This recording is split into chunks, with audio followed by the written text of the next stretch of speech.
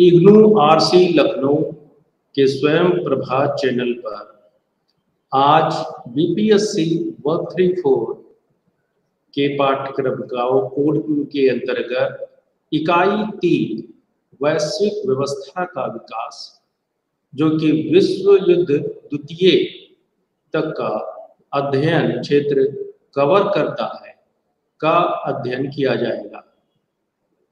अध्येताओं, वैश्विक व्यवस्था का विकास का यह अध्याय हमें इस बात से अवगत कराता है कि मानव जीवन का सामाजिक और राजनैतिक सफर वर्तमान तक कैसा रहा है।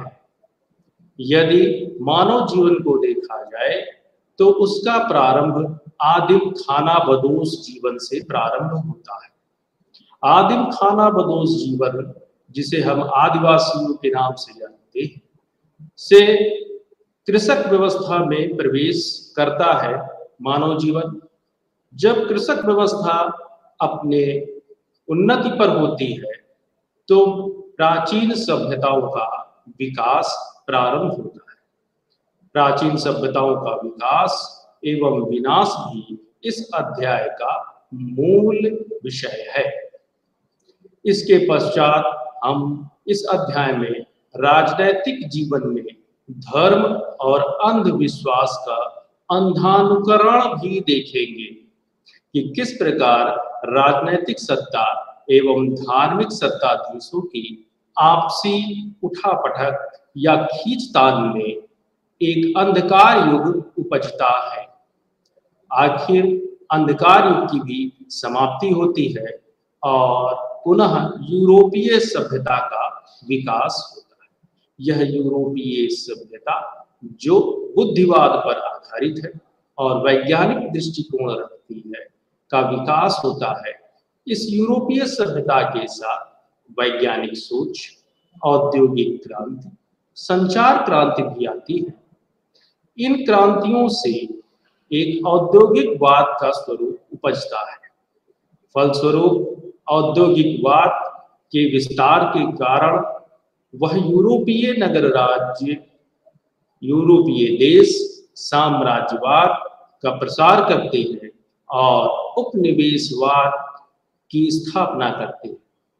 उपनिवेशवाद की स्थापना में यूरोप के कई देश आपस में युद्ध करते हैं और यह युद्ध विश्व युद्ध प्रथम के रूप से जाना जाता है। उसके पश्चात की कुछ राजनीतिक गतिविधियों और राजनीतिक मतभेदों के कारण पुनः द्वितीय विश्व युद्ध होता है। अतः इस अध्याय में हम मनुष्य के राजनैतिक और सामाजिक सफर का अध्ययन करने जा रहे हैं।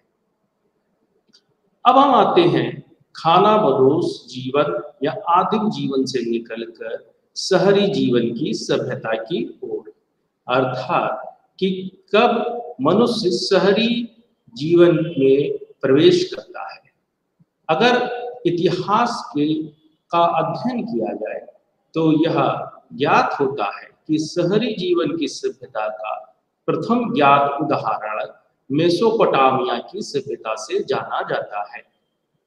मेसोपोटामिया, जो वर्तमान में इराक गणराज्य का हिस्सा है। मेसोपोटामिया की सभ्यता का कालखंड लगभग 3500 से 1500 ईसा पूर्व के दौरान का जाना जाता है। इस दौरान मेसोपोटामिया की सभ्यता ने 3 अन्य सभ्यताओं को जन्म दिया। इन सभ्यताओं के नाम क्रमशः सुमेरियन, बेबीलोन और असीरियन सभ्यता। मेसोपोटामिया की सभ्यता में इन तीनों सभ्यताओं ने शहरी सभ्यता का विकास किया और सभ्यता एवं संस्कृति की उन्नति हुई।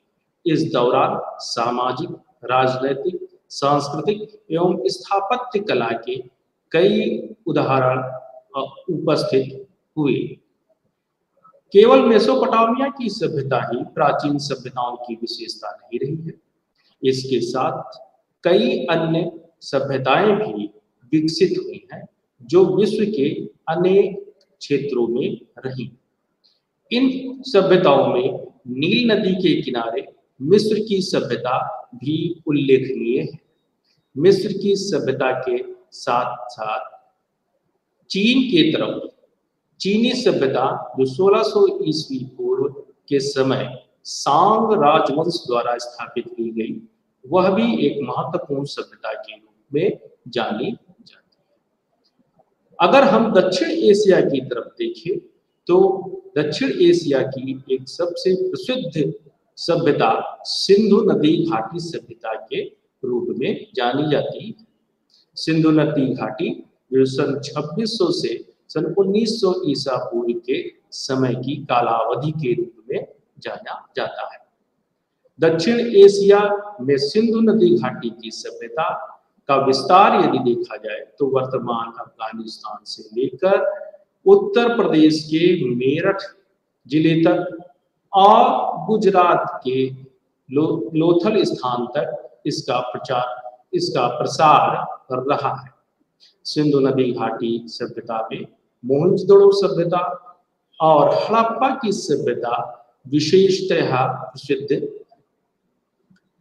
अगर हम इसके बाद की यात्रा करते हैं तो लगभग 500 ईसा पूर्व में एक शास्त्रीय हिंदू संस्कृति और समृद्ध संस्कृत साहित्य पर आधारित सभ्यता का विकास मिलता है।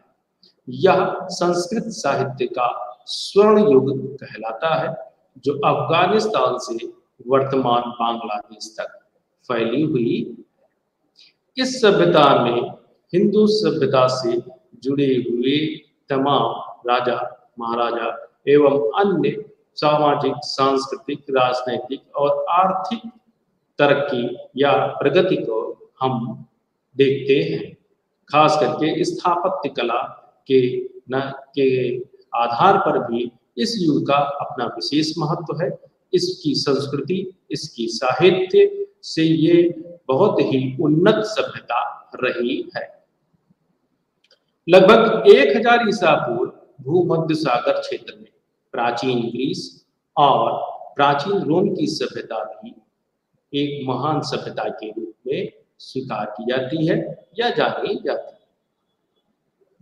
प्राचीन ग्रीस और प्राचीन रोम की जो सभ्यताएं हैं, इसके साथ ही पूर्व की जो सभ्यताएं हैं, उन सभ्यताओं का अगर हम अवलोकन करते हैं तो यह पाते हैं कि इन सभ्यताओं के फलस्वरूप मानव जीवन को प्राप्त हुआ कृषि व्यवस्था पर आधारित जीवन। जब मानव जीवन कृषि आधारित जीवन पर आश्रित था तो उसके फलस्वरूप मानव को दो चीजें प्राप्त हुई। पहला स्थायी निवास और शहरों का प्रसार, अर्थात कि मनुष्य जब कृषि जीवन में प्रवेश करता है तो वह स्थायी रूप से रहता है। अब खानाबदोश जीवन का अंत हो चुका है और शहरों का प्रसार होना लाजमी हो गया। इसके पश्चात दूसरा जो तत्व हम पाते हैं वह है लेखन की कला। जब मानव एक स्थान पर रहने लगा और उसके पास लेखन की कला आ गई तो इससे व्यापारिक और वाणिज्यिक आदान प्रदान होने लगे। वाणिज्यिक और व्यापारिक आदान प्रदान ने संचार की सुविधा प्रदान की और फलस्वरूप तमाम विश्व की सभ्यताओं में आपसी, सांस्कृतिक, सामाजिक एवं राजनैतिक के साथ साथ सबसे महत्वपूर्ण व्यापारिक संबंध स्थापित हुए और एक दूसरे की संस्कृति का ज्ञान प्राप्त हुआ। इसके पश्चात अध्येताओं, मैंने अभी पूर्व में कहा कि एक अंधकार युग आता है। यह अंधकार युग ऐसे युग के रूप में जाना जाता है जिसमें सभी सांस्कृतिक या सामाजिक या लिटरेचर साहित्यिक चीजों पर एक तरीके से रोकथाम या रोक हो लग गई। ऐसा अंधकार युग जो कि सामाजिक, धार्मिक और राजनैतिक सत्ताधीशों के मध्य संघर्ष का युग रहा है, जिसमें किसी भी प्रकार की साहित्यिक या सांस्कृतिक या स्थापत्य कला के प्रगति के कोई प्रमाण नहीं प्राप्त होते। अंधकार युग प्राचीन सभ्यताओं पर खानाबदोश बर्बर लुटेरों की प्रवृत्ति रखने वाले आक्रमणकारियों के आक्रमण से जुड़ा है। 5वीं से 6ठी शताब्दी में यूरोप के का भौगोलिक क्षेत्र में जर्मन और स्लाव आक्रमणकारियों ने यूरोप की सभ्यता में प्रवेश किया और अपने आक्रमणों एवं अपनी बर्बरियत से ऐसी सभ्यताओं को नष्ट करना प्रारंभ किया और एक नई पद्धति का विकास किया जिसमें कि किसी भी दूसरी सभ्यता को लूट कर खाना होता है। यही प्रचलन आगे रहा और 9वीं से 10वीं शताब्दी के मध्य वाइकिंग्स, मगियार और सार्किन्स जैसे बर्बर लुटेरे खाना बदूस लोगों ने सभ्यताओं को समय समय पर नष्ट किया।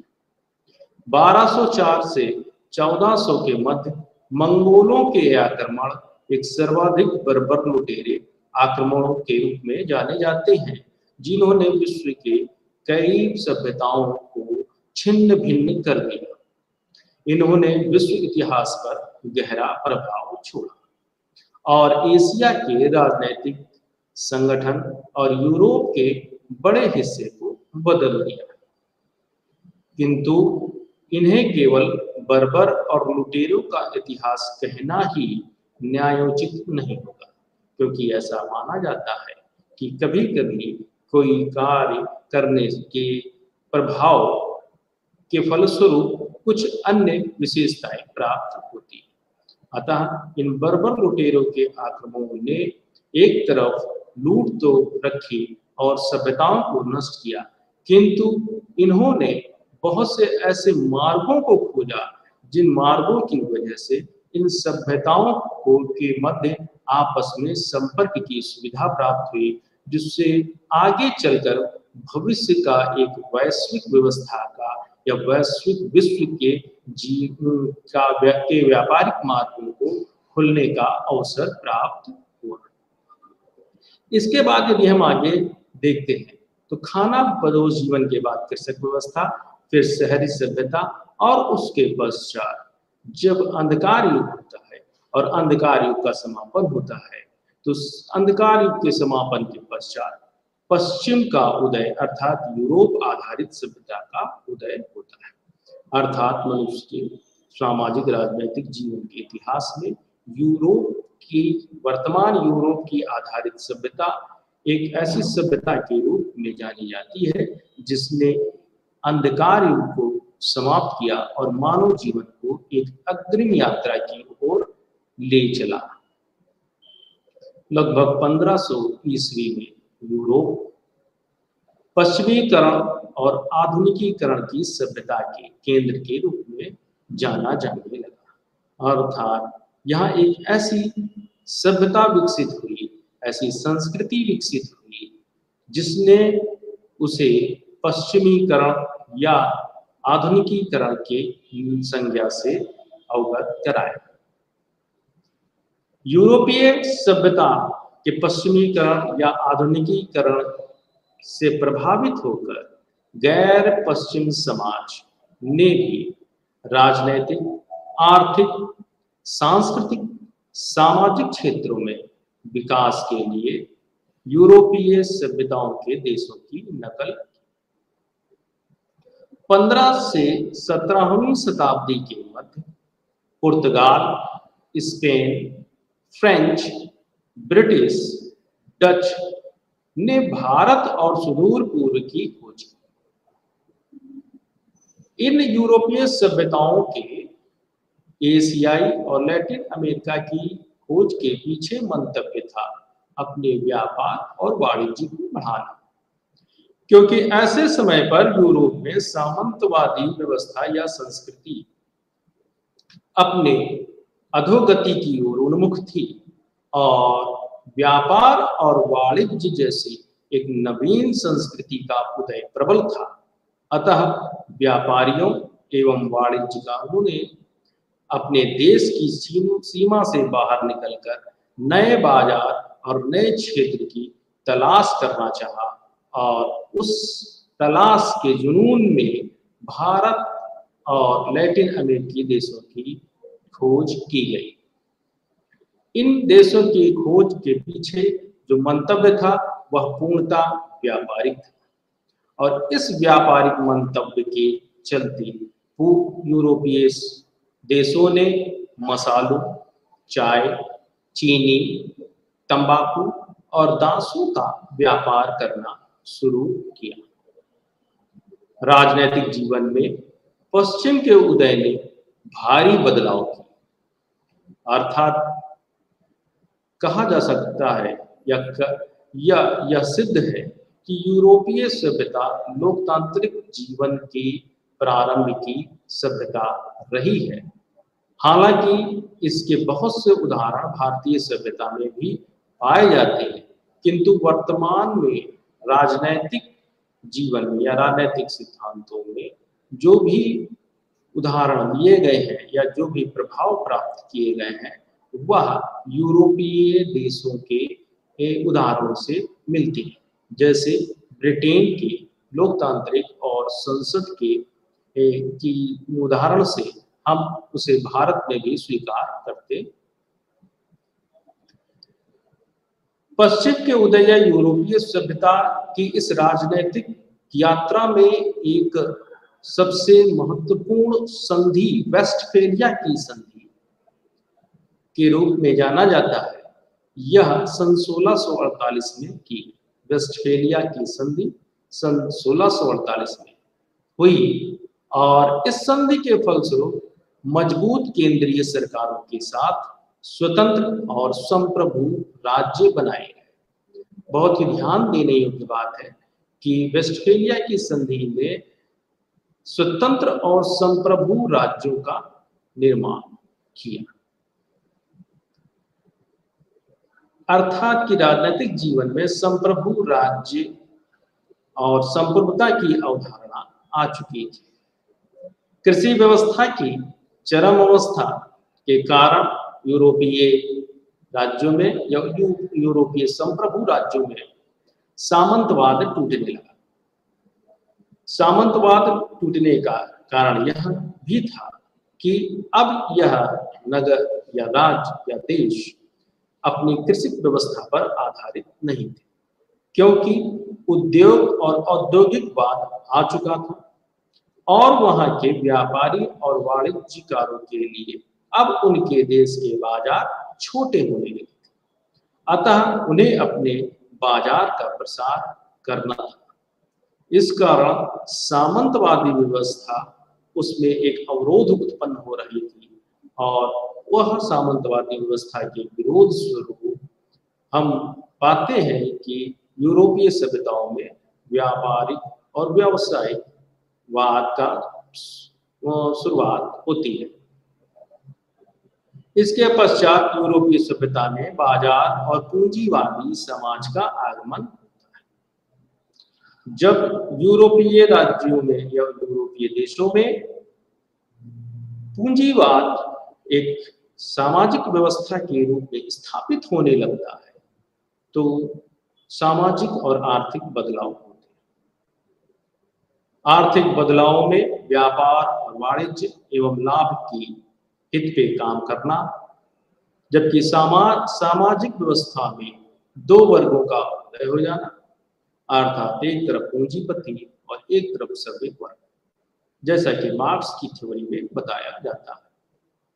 18वीं शताब्दी में ब्रिटेन औद्योगिकवाद की एक चरम अवस्था को प्राप्त करता है और इसे विश्व की कार्यशाला की संज्ञा दी जाती है। इस प्रकार आगे चलकर सांस्कृतिक विकास में इटली ने पुनर्जागरण किया और अपने भिन्न भिन्न क्षेत्रों को मिलाकर इटली संप्रभु राज्य की स्थापना की गई।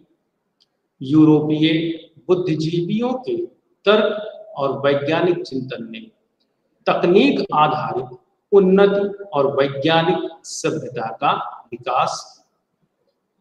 यूरोपीय देशों के व्यापारिक हितों ने विश्व के अन्य क्षेत्रों में, मुख्यतः भारत, अफ्रीकी देशों में शासन नियंत्रण स्थापित कर उपनिवेश स्थापित करने की मुहिम शुरू कर दी। उपनिवेशों की चाहत ने यूरोप और एशियाई देशों को जोड़ा, जिन्हें प्रारंभिक वैश्वीकरण के रूप में जाना जा सकता है। 1914 का प्रथम विश्व युद्ध उपनिवेशों के नियंत्रण को लेकर,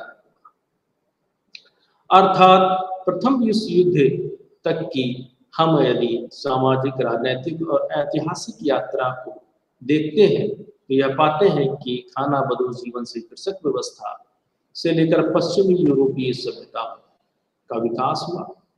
पश्चिमी यूरोपीय सभ्यता में यूरोप के राज्यों ने अपने क्षेत्र से बाहर निकलकर विश्व के तमाम देशों पर अपना अधिकार जमाना शुरू किया और शासन नियंत्रण स्थापित करना चाहा, क्योंकि उनका उद्देश्य मूलतः व्यापारिक हित था और इस व्यापारिक हित को साधने के लिए भारत और अफ्रीकी देशों में शासन नियंत्रण कर लेना उनके लिए काफी मुफीद था।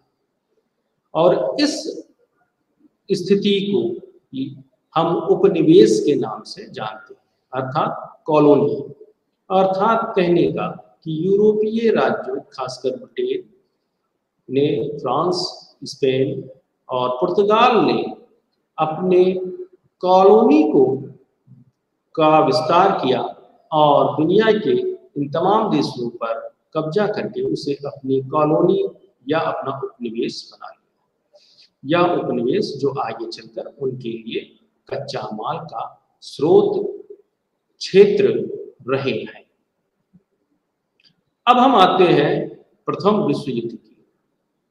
यह विश्व युद्ध मानव जीवन के सामाजिक, राजनीतिक, सांस्कृतिक इतिहास में एक प्रमुख घटना के रूप में जाना जाता है, जिसका मूलतः उद्देश्य तो साम्राज्यवाद का विस्तार ही था, जो कि जैसा कि पहले के यूरोपीय नगर राज्यों ने किया।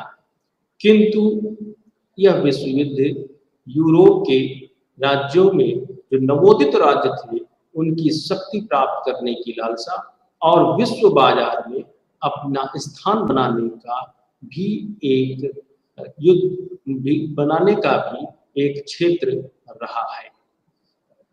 प्रथम विश्व युद्ध जो 28 जुलाई 1914 को ऑस्ट्रिया हंगरी द्वारा सर्बिया पर युद्ध की घोषणा से शुरू हुआ। अध्येताओं से मेरा विनम्र निवेदन रहेगा कि यदि वह प्रथम विश्व युद्ध या द्वितीय विश्व युद्ध या इस पाठ्यक्रम का अध्ययन करना चाहते हैं तो वह एक इंटरनेशनल मैप को अपने सामने जरूर रखें, जिससे इन बातों को समझने में काफी आसानी। तो जैसा कि मैंने कहा कि प्रथम विश्व युद्ध 28 जुलाई 1914 को ऑस्ट्रिया हंगरी द्वारा सर्बिया पर युद्ध की घोषणा से शुरू हुआ, जिसमें एक तरफ मित्र राष्ट्र थे। इन मित्र राष्ट्रों को में फ्रांस, ब्रिटिश साम्राज्य, रूस, इटली, संयुक्त राज्य अमेरिका शामिल थे। तो दूसरी तरफ केंद्रीय शक्तियां थी, या दूसरी तरफ जो राज्य या देश थे उन्हें केंद्रीय शक्तियों के रूप में जाना जाता है या संज्ञा दी जाती है। केंद्रीय शक्तियों में जर्मनी, ऑस्ट्रिया, हंगरी और ऑटोमन साम्राज्य शामिल थे। प्रथम विश्व युद्ध के कारणों में सन 1789 यानी 1789 की फ्रांसीसी क्रांति के बाद राष्ट्रवाद का उदय एक प्रच्छन्न कारण या छुपे हुए कारण के रूप में जाना जाता है, क्योंकि जब राष्ट्रवाद का उदय हुआ तो यूरोप के कई क्षेत्र आपस में सांस्कृतिक एकता की फलस्वरूप स्वयं को राष्ट्र के रूप में जानने लगे और उनके अंदर एक राष्ट्रीय चेतना जागृत हुई, जिसने स्वतंत्रता और संप्रभुता की मांग की। इस राष्ट्रवाद के उदय में जर्मन और इटली के राष्ट्रवाद की भावना को महत्वाकांक्षा प्राप्त हुई, और जैसा कि अभी पूर्व में बताया गया कि इटली का पुनर्एकीकरण हुआ। उसी प्रकार जर्मन राष्ट्रवाद का भी प्रसार।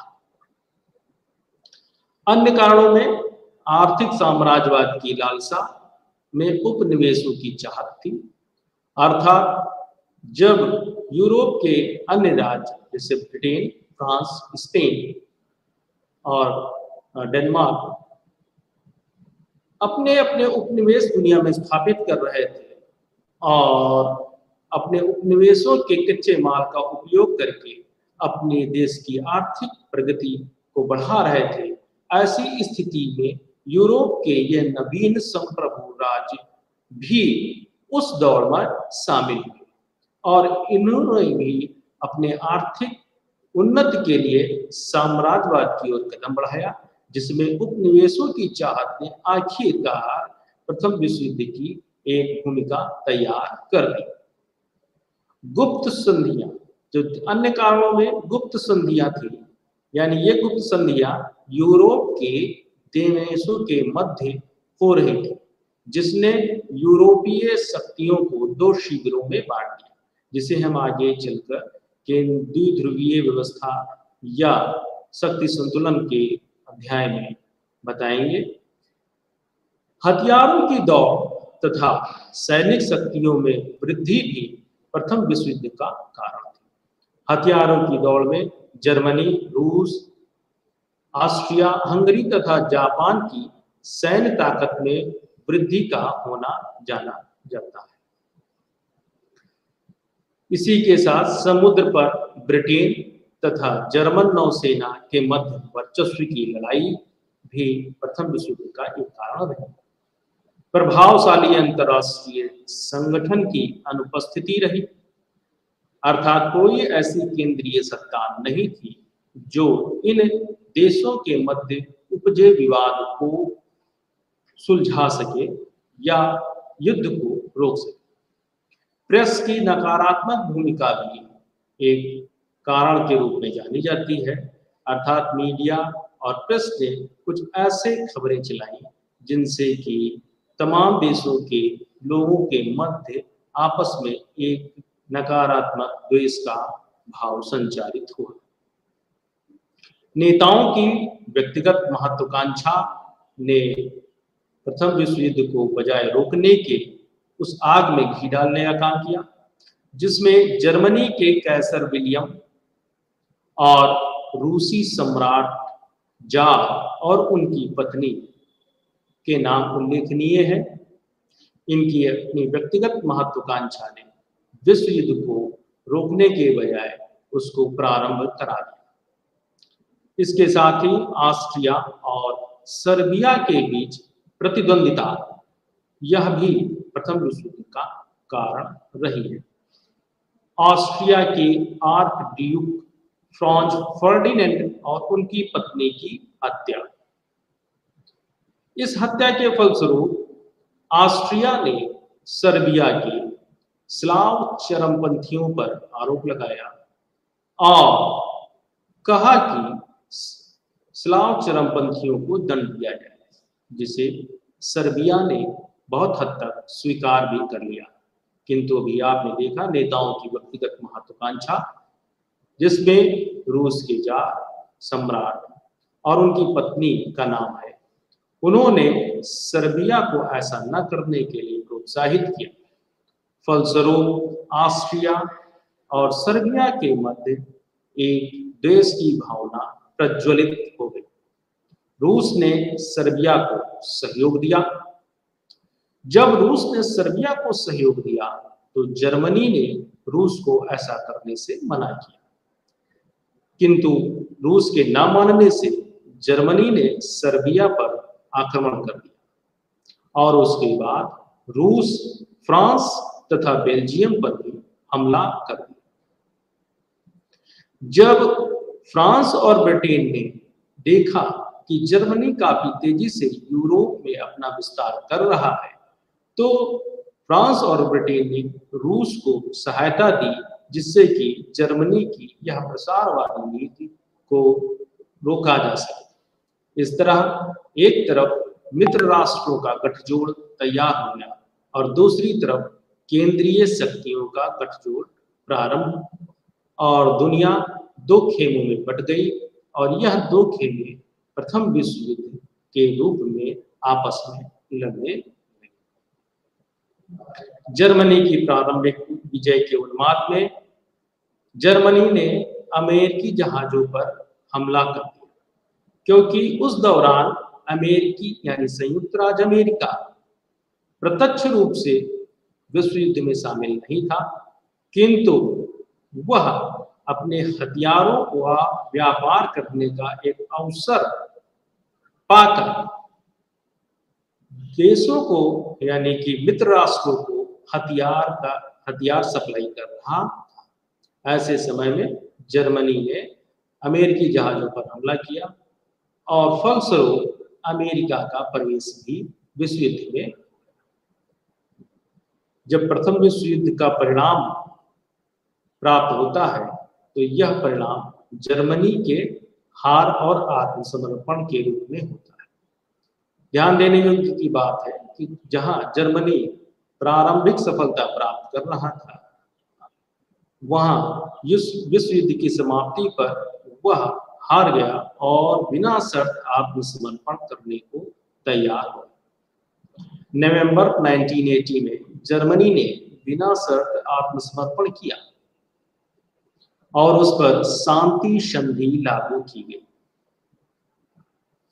इस विश्व युद्ध के पूर्व तक हम पाते हैं कि दुनिया एक तरीके से वैश्विक व्यवस्था में तब्दील हो चुकी है, अर्थात विश्व के तमाम देशों के मध्य आपस में एक ऐसे सांस्कृतिक, सामाजिक या राजनैतिक संबंध स्थापित हो चुके थे कि वह एक दूसरे पर प्रभाव डालने लगे और इसी प्रभाव के आधार पर ही वैश्विक व्यवस्था जैसी संज्ञा राजनीतिक इतिहास में या राजनीतिक विज्ञान में जानी जाती है।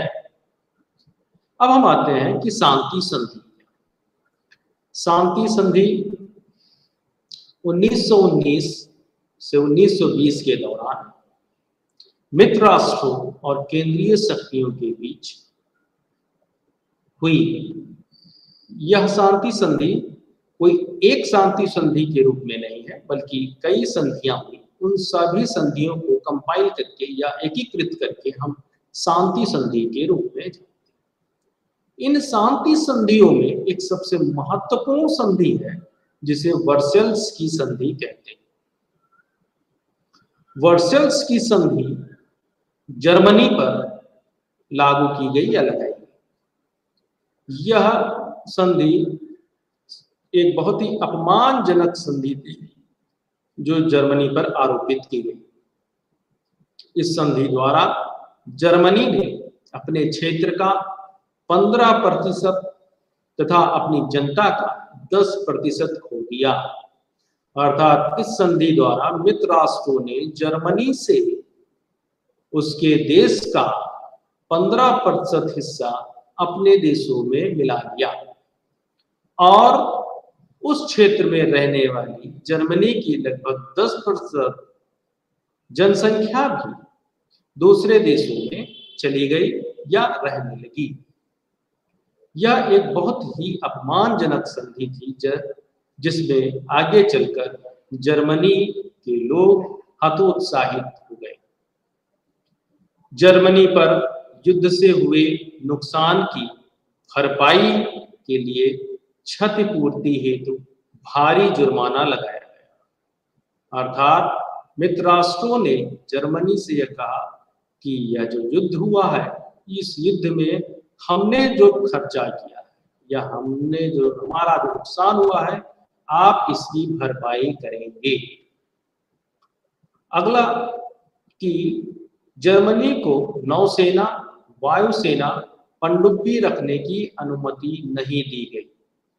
इस प्रकार यदि वर्सेल्स की संधि को देखा जाए तो उसमें मित्र राष्ट्रों ने एक नवोदित यूरोपीय देश को पराजित करके उसे एक कठोर संधि पालन करने के लिए मजबूर किया और उस पर ऐसी संधि आरोपित किया, ऐसी शर्तें आरोपित की जिससे वह पुनः आगे अपनी आर्थिक, सैनिक कोई तरक्की न कर सके। आगे हम देखते हैं द्वितीय विश्व युद्ध के बारे में। 1919 या 20 को जब प्रथम विश्व युद्ध समाप्त होता है तो आपने देखा केंद्रीय शक्तियां पराजित हो गई। अब अंतरराष्ट्रीय राजनीति में कुछ समय तक एक ऐसी व्यवस्था चलती है या ऐसी राजनीति होती है जिसमें मित्र राष्ट्र तो अपनी आर्थिक प्रगति की ओर अग्रसर होते हैं, किंतु जो केंद्रीय शक्तियां हैं वह अपनी भारी क्षतिपूर्ति या जुर्माने की वजह से काफी अंधकार में चली जाती है। किंतु राजनैतिक गतिविधियों और महत्वाकांक्षाओं ने आखिर एक द्वितीय विश्व युद्ध की आधार भूमिका तैयार कर दी। 1 सितंबर 1939 को पोलैंड पर जर्मनी ने हमला किया और द्वितीय विश्व युद्ध का प्रारंभ हो गया। पोलैंड के बचाव में फ्रांस और ब्रिटेन सामने आए और उन्होंने पोलैंड को मदद पहुंचाई। जापान ने चीन पर हमला कर दिया। इटली 1940 में जर्मनी के साथ, प्रारंभ में इटली जर्मनी के साथ विश्व युद्ध में शामिल नहीं था, किंतु जब उसने देखा कि जर्मनी को प्रारंभिक सफलता प्राप्त हो रही है तो इटली ने भी जर्मनी का साथ दिया। जर्मनी हिटलर के नेतृत्व में काफी तेजी से यूरोपीय देशों में अपना प्रसार कर रहा था और सैनिक सफलता प्राप्त कर रहा था, जिसका साथ इटली में मुसोलिनी ने दिया। उसी बीच जापान ने अवसर पाकर चीन के मंचूरिया प्रांत पर आक्रमण कर उस पर अपना कब्जा कर लिया। जापान द्वारा पर्ल हार्बर पर हमले ने संयुक्त राज्य अमेरिका को विश्व युद्ध में शामिल कर लिया।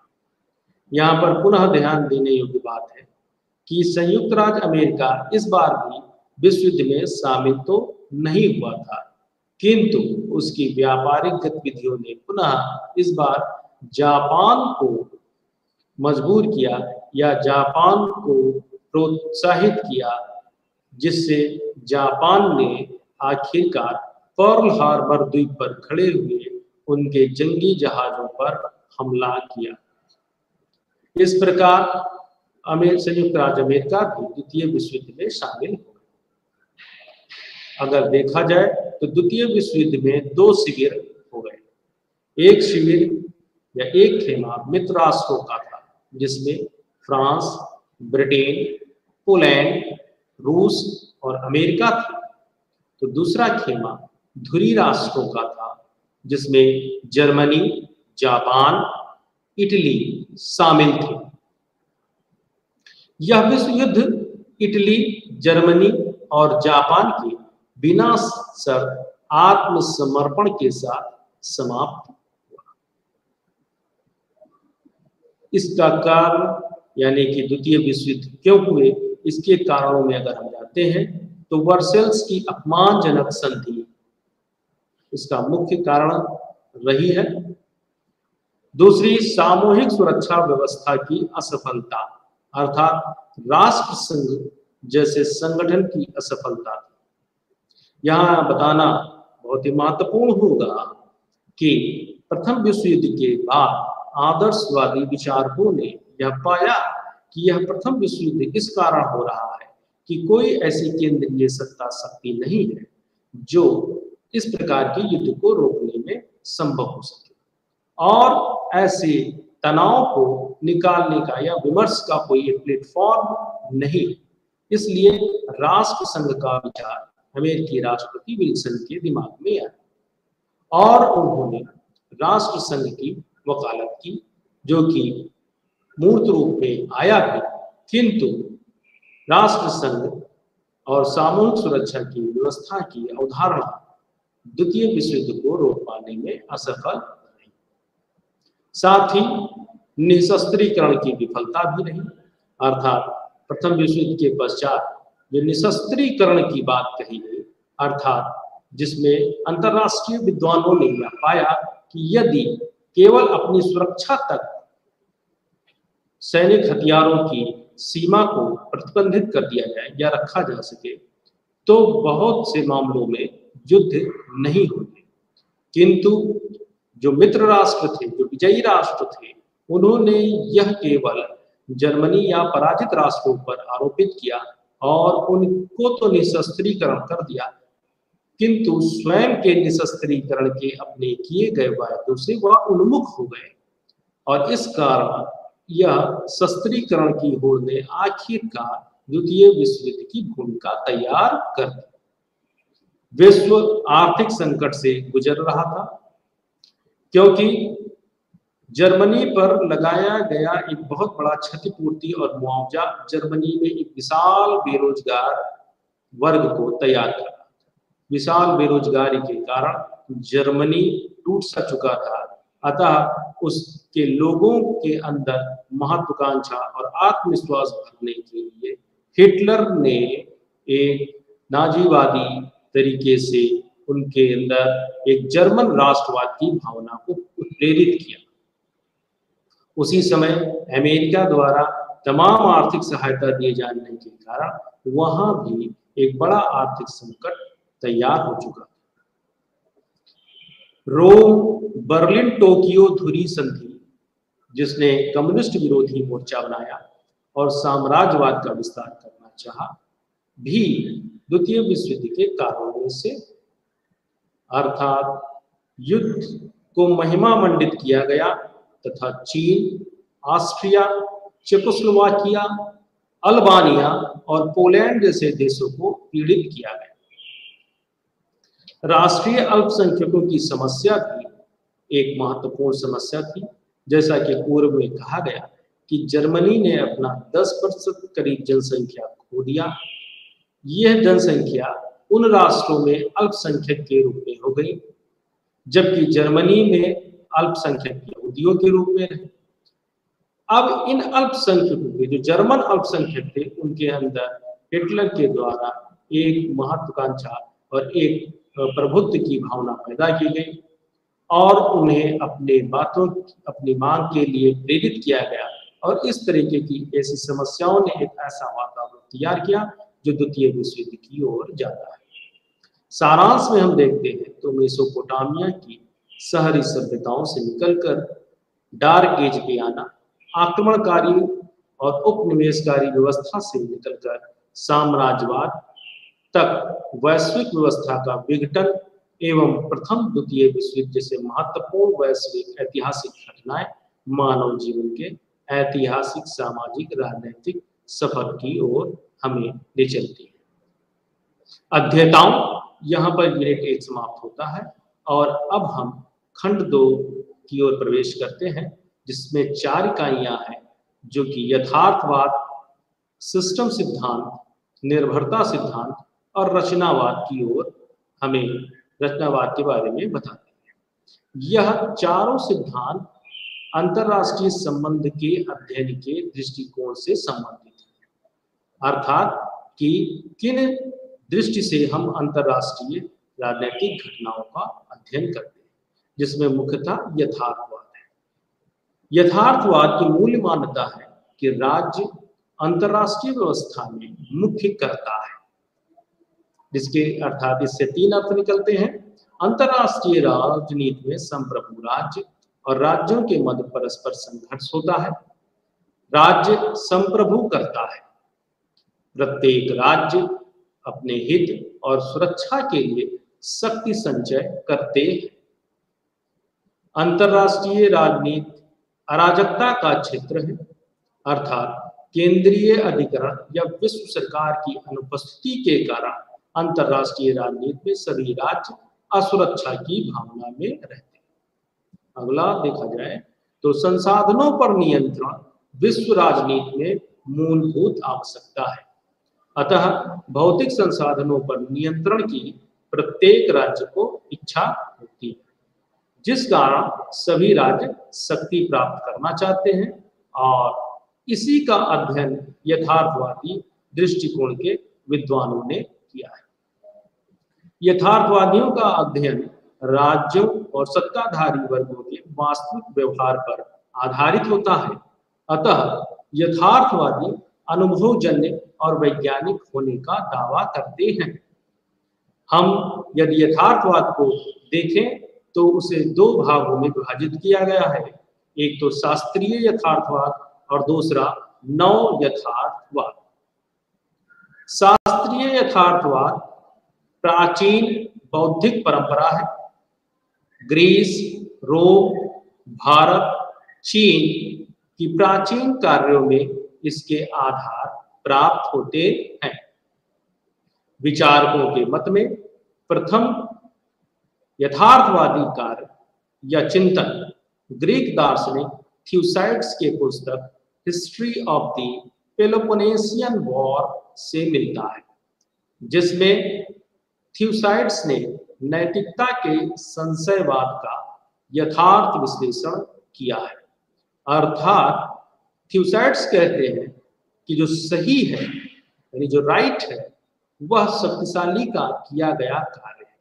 अर्थात जो शक्तिशाली होता है वह जो कार्य करता है वह उसे सही साबित कर देता है, जबकि जो शक्तिहीन होता है वह केवल उन्हीं बातों को मानता है जो शक्तिशाली कहते हैं।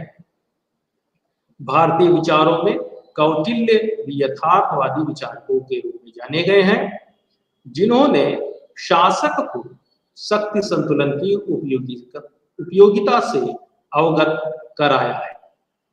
आधुनिक राजनीति विज्ञान में मैकियावेली शासक को मजबूत और कुशल होने के लिए प्रत्येक नीति को अपनाने की सलाह देते हैं। यथार्थवादियों ने थॉमस हॉब्स की प्राकृतिक स्थिति से प्रेरणा ली है, किंतु यथार्थवाद के लिए मौलिक धारणाओं एवं सिद्धांतों के बनने के लिए सर्वाधिक अनुकूल परिस्थितियां दोनों विश्व युद्ध के मध्य की अवधि के दौरान में तैयार होती है। अर्थात दोनों विश्व युद्ध के मध्य में जो अंतरराष्ट्रीय राजनीति की घटनाएं घटित होती हैं, उन घटनाओं से प्रेरित होकर यथार्थवादी विचार या सिद्धांत अपने सबसे मुख्य रूप में आए। इनमें सर्वप्रथम अंतरराष्ट्रीय राजनीति के यथार्थवादी विचारकों में E.H. कार का नाम उल्लेखनीय है, जिन्होंने अपनी पुस्तक द 20-year crisis 1919 to 1913 में आदर्शवादी विचारों की आलोचना की और इन आदर्शवादी विचारों को यूटोपियन दृष्टिकोण कहा, अर्थात कल्पनावादी दृष्टिकोण कहा, जो यथार्थ के धरातल पर या वास्तविकता के धरातल पर नहीं थे। E.H. कार ने फर्स्ट वर्ल्ड वॉर के बाद विल्सन के यानी अमेरिकी राष्ट्रपति विल्सन के 14 सूत्री कार्यक्रम निशस्त्रीकरण, सामूहिक सुरक्षा और अंतरराष्ट्रीय पुलिस बल जैसे विषयों को आदर्शवादी इच्छा पर आधारित होने के कारण निष्प्रभावी कहा। कार यथार्थवादी विचार को एक व्यवहार के रूप में विकसित कर रहे थे, जो वैज्ञानिक रूप से दुनिया के यथार्थ को या सच को प्रस्तुत कर सके। 1940 से 1950 के मध्य मार्गेंथाउ निर्विवाद रूप से यथार्थवादी विचारक के रूप में प्रख्यात हुए। इनकी पुस्तक politics among nations, the struggle for power and peace 1948 एक बहुत ही महत्वपूर्ण कृति के रूप में जानी जाती है। मूलतः शास्त्रीय यथार्थवाद मानव स्वभाव के संदर्भ में संघर्ष और युद्ध की प्रवृत्ति की व्याख्या करता है, जिसके मूल सिद्धांत निम्न है। पहला, अंतरराष्ट्रीय राजनीति शक्ति की राजनीति है। अध्येताओं, आप बहुत ध्यान से इस बात को समझ लें कि यथार्थवाद का जो मूल सिद्धांत है वह यह कहता है कि अंतरराष्ट्रीय राजनीति शक्ति की राजनीति। दोस्तों, राज्य अहमवाद और संघर्ष में रहने के कारण सदैव शक्ति प्राप्त करना चाहते हैं, अर्थात शक्ति प्राप्त करने की लालसा। शासन कला इसका एक बहुत महत्वपूर्ण तत्व है, जिसे मार्गेंथाउ ने अपने 6 सिद्धांतों के आधार पर कहा। राष्ट्रीय हित को ही यथार्थवादियों ने राजनैतिक नैतिकता कहा है। शक्ति की राजनीति, किंतु यथार्थवादियों के विचारों में शक्ति की राजनीति का कतई यह मतलब नहीं है कि अंतहीन संघर्ष हो और वह युद्ध का विरोध करते हैं, केवल राष्ट्रीय हित में ही युद्ध का समर्थन करते हैं। अब हम आते हैं नव यथार्थवाद, जो कि एक नवीन दृष्टिकोण है जिसने शास्त्रीय यथार्थवाद की आलोचना की। इसमें केनेथ वार्ड्स प्रमुख हैं, जिन्होंने थियरी ऑफ इंटरनेशनल पॉलिटिक्स में संरचनात्मक यथार्थवाद शब्द का प्रयोग कर शास्त्रीय यथार्थवाद की आलोचना की। शास्त्रीय यथार्थवाद की आलोचना करते हुए नव यथार्थवादियों ने कहा कि शास्त्रीय यथार्थवाद केवल राज्य की प्रकृति और कार्य के संदर्भ में अंतरराष्ट्रीय राजनीति की व्याख्या करता है, जबकि नव यथार्थवादी अंतरराष्ट्रीय व्यवस्था की संरचना के संदर्भ में व्यवहार की व्याख्या करता है। संरचना के संदर्भ में यह बहुत ही महत्वपूर्ण इसका बिंदु है, तथा व्यक्ति, राज्य और अंतरराष्ट्रीय व्यवस्था के व्यवहार का विश्लेषण करता। सारांशतः हम यह देखते हैं कि यथार्थवाद सिद्धांतकारों में 3 सिद्धांतकार E.H. Carr, Morgenthau, Kenneth Waltz बहुत ही प्रमुख हैं। कार के विचारों ने सोच पर इच्छा की प्रधानता का अध्ययन किया है, जबकि मार्गेंथाउ ने शक्ति की केंद्रीयता के 6 सिद्धांत बताए। वार्ड्स व्यवस्था दृष्टिकोण के आधार पर अंतरराष्ट्रीय संबंध का अध्ययन करते हैं। इसकी आलोचना युद्ध की अपरिहार्यता और राज्य के कर्ता के रूप में विशेषाधिकार देने पर होती है, किंतु समकालीन राजनीति में इसकी प्रासंगिकता है, जैसा कि 9/11 की घटना के बाद से देखा जाता है या उसके बाद यथार्थवादी राजनीति को समझा जा सकता है। अब अध्येताओं हम अगले चैप्टर में प्रवेश करते हैं, जिसे सिस्टम उपागम या व्यवस्था उपागम कहा जाता है। यह अंतरराष्ट्रीय संबंधों को समझने का या पढ़ने का एक नवीन उपागम है, जो कि शीत युद्ध के दौरान शुरू हुआ। सामान्यतः विश्व में प्रत्येक सिस्टम एक दूसरे से प्रभावित होते हैं, अतः विश्व में किसी भी घटना को समझने के लिए सिस्टम की गतिशीलता को समझना आवश्यक होता है। अंतरराष्ट्रीय संबंध में सिस्टम उपागम अंतरराष्ट्रीय तत्वों के कार्य की जांच करके किसी घटना की समस्या को समझता है। एक व्यवस्था की 4 विशेषताएं होती हैं: तत्व, अंतर संबंध, कार्य या उद्देश्य और एक नियामक बल। इनका परस्पर अध्ययन ही किसी घटना को समझने में सहायक होता है। इस शब्द का सर्वप्रथम उपयोग लुडविग वान बर्टालेम्फी ने अपने अध्ययन में किया है और अंतरराष्ट्रीय संबंधों में व्यवस्था उपागम को सर्वप्रथम मर्टन कैप्लान ने प्रस्तुत किया और शीत युद्ध के दौरान के वैश्विक अंतरराष्ट्रीय राजनीति के अध्ययन के आधार पर कैप्लान ने 6 अलग अलग अंतरराष्ट्रीय व्यवस्था की को प्रतिष्ठित किया, जिसमें शक्ति संतुलन की व्यवस्था, बंधन मुक्त द्विध्रुवीय व्यवस्था, मजबूत द्विध्रुवीय व्यवस्था, व्यापक सार्वभौमिक व्यवस्था, अनुक्रमिक व्यवस्था अर्थात एक ध्रुवीय व्यवस्था, इकाई वीटो व्यवस्था रही है।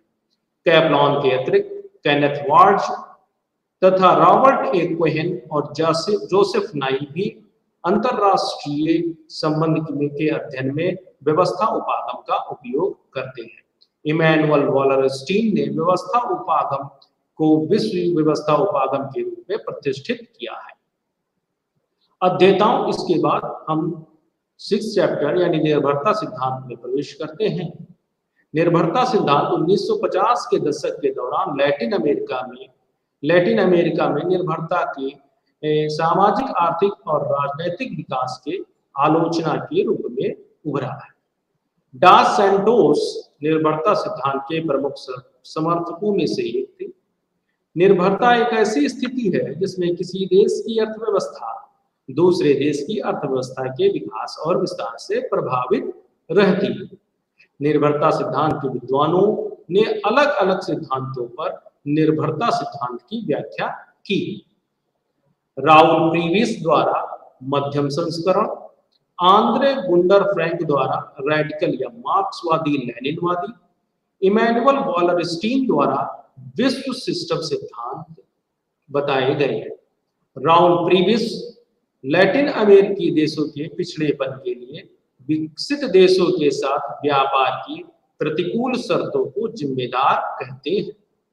प्रीविस वैश्विक अर्थव्यवस्था के अध्ययन के लिए एक संरचनात्मक दृष्टिकोण पेश करते हैं जो विकास या अविकसितता और कोर या परिधि के विरोध पर आधारित है। अतिवादी मार्क्सवादी लेनिनवादी निर्भरता सिद्धांतकारों, जिसमें आंद्रे गुंडर फ्रैंक बहुत प्रसिद्ध हैं, ने निर्भरता संबंध के पीछे वैश्विक पूंजीवाद के मकसद का अध्ययन किया है। फ्रैंक ने कहा है कि अविकसितता विकसित देशों के शोषण द्वारा बनाई गई स्थिति है, इसलिए एक समाजवादी क्रांति इस शोषणकारी और आश्रित रिश्तों से अलग होने का एकमात्र तरीका है। इमैनुअल वॉलरस्टीन का विश्व व्यवस्था सिद्धांत एक व्यापक भौगोलिक ढांचे पर केंद्रित है। वॉलरस्टीन ने अर्ध परिधीय राज्यों की संकल्पना दी है, जो कि कोर राज्यों और परिधि राज्यों के मध्य तीसरी श्रेणी के राज्यों के रूप में होते हैं। इसमें इमैनुअल वॉलरस्टीन ने भारत और चीन को रखा है। सारांशतः निर्भरता सिद्धांतकार का कहना है कि कोर और परिधि के बीच आर्थिक संबंधों ने विकसित और विकासशील देशों के बीच आर्थिक विषमता को बढ़ाया है और विकासशील देशों में पिछड़ापन पूंजीवाद के उद्भव से निकलने वाली एक ऐतिहासिक प्रक्रिया का परिणाम है। निर्भरता उपनिवेशवाद के माध्यम से स्थापित हुई है और आज भी आर्थिक संबंधों के माध्यम से परिधि पर नियंत्रण बनाए हुए है। अध्येताओं, यहाँ पर हमने निर्भरता सिद्धांत के बारे में बताया है। यह निर्भरता सिद्धांत अंतरराष्ट्रीय संबंध को पढ़ने का एक दृष्टिकोण है या उपागम है, जो कि एक नवीन उपागम के रूप में जाना जाता है। निर्भरता सिद्धांतकारों ने यथार्थवादी सिद्धांत और व्यवस्था उपागम के सिद्धांतकारों की आलोचना करते हुए अपने सिद्धांत में यह कहा है कि किस प्रकार विकसित देश या कोर राज्य, जिन्हें हम विकसित देश कहते हैं, ने उपनिवेशवाद से प्रारंभ करके आज नव उपनिवेशवाद की स्थिति में भी अपने लैटिन अमेरिका और विकासशील देशों में, एशियाई देशों में अपना प्रभाव और अपना वर्चस्व बनाए रखा है। और यह वर्चस्व न केवल आर्थिक आधारों पर है बल्कि सांस्कृतिक आधारों पर भी। आगे हम रचनावाद के बारे में बात करते हैं। रचनावाद भी अंतरराष्ट्रीय अध्ययन को पढ़ने का एक दृष्टिकोण है। अंतरराष्ट्रीय संबंध के अध्ययन में रचनावाद एक सिद्धांतों की श्रृंखला है। यह मूलतः समाज शास्त्र के विषय में बहुत प्रमुखता से प्रयुक्त किया जाता है, जिसकी मूल मान्यता यह है कि हम अपने विचारों के अनुसार सामाजिक दुनिया का निर्माण करते हैं। रचनावाद के सिद्धांतकारों का कहना है कि अंतरराष्ट्रीय संबंध एक सामाजिक निर्माण है। राज्य, गठबंधन और अंतरराष्ट्रीय संस्थान सामाजिक दुनिया में मानव संपर्क के उत्पाद हैं।